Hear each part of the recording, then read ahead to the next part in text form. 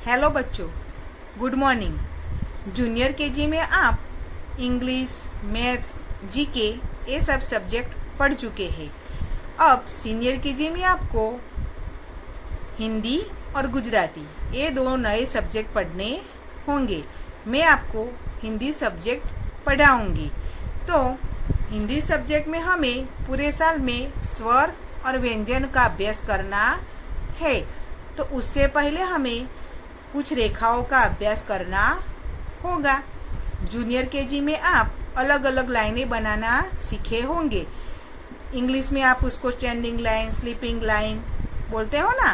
हाँ, तो वैसे हमें हिंदी में भी कुछ रेखाओं का अभ्यास करना होगा। लाइन को हिंदी में रेखा बोलते हैं। तो आप अपनी हिंदी किताब में पेज नंबर 6 निकालें। कौन सा पेज नंबर 6? उसमें क्या दिया है? रेखाओं का अभ्यास। क्या दिया है? रेखाओं का अभ्यास। इन दो पेजों में अलग अलग रेखाएं बिंदु के रूप में दी है। कैसे दी है? बिंदु दिए हैं, डॉट करके दिए हैं। देखे आपने? हाँ, तो आपको अपनी पेंसिल से प्रैक्टिस करनी है। पहले इस पर ये डॉट को मिलाना है, धीरे धीरे करके ऐसे ऐसे करके मिलाना है और ये पूरा पेज कंप्लीट करना है। यानी अलग अलग रेखाएं बनानी है। अब कौन सी रेखा को क्या कहते हैं वो पहले मैं आपको सिखाऊंगी। तो ये सबसे पहली वाली रेखा ऊपर से नीचे इस तरफ जाती है। इसको कौन सी रेखा बोलते हैं? खड़ी रेखा। कौन सी रेखा बोलते हैं बच्चों? खड़ी रेखा।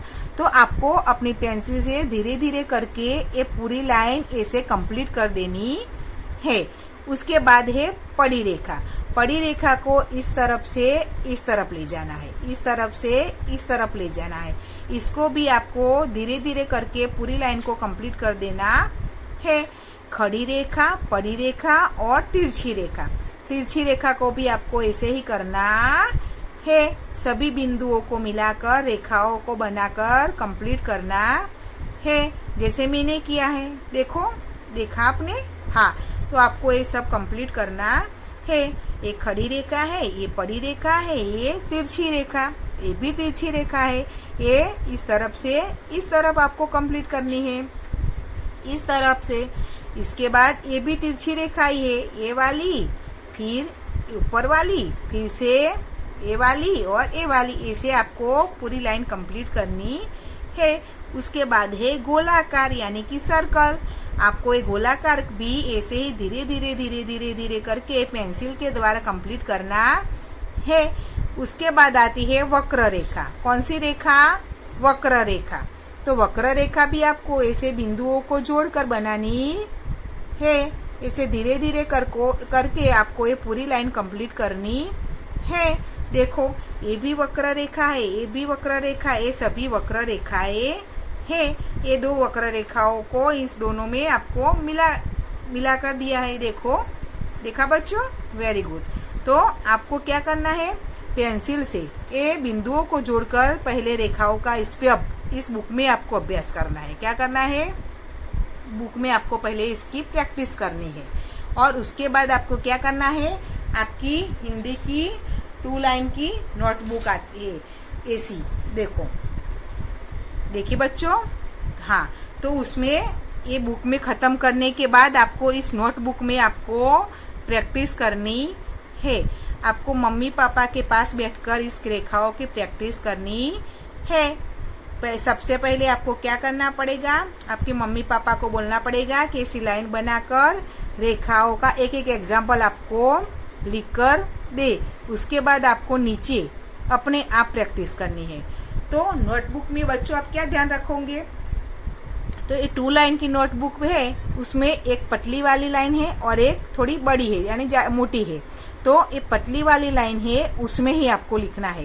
ये बड़ी वाली लाइन में लिखना नहीं है, उसको वैसे ही छोड़ देना है, यानी उसमें लिखना नहीं है। यानी एक लाइन में लिखना है, एक में नहीं, एक में लिखना, एक में नहीं, इस तरह। समझ में आया?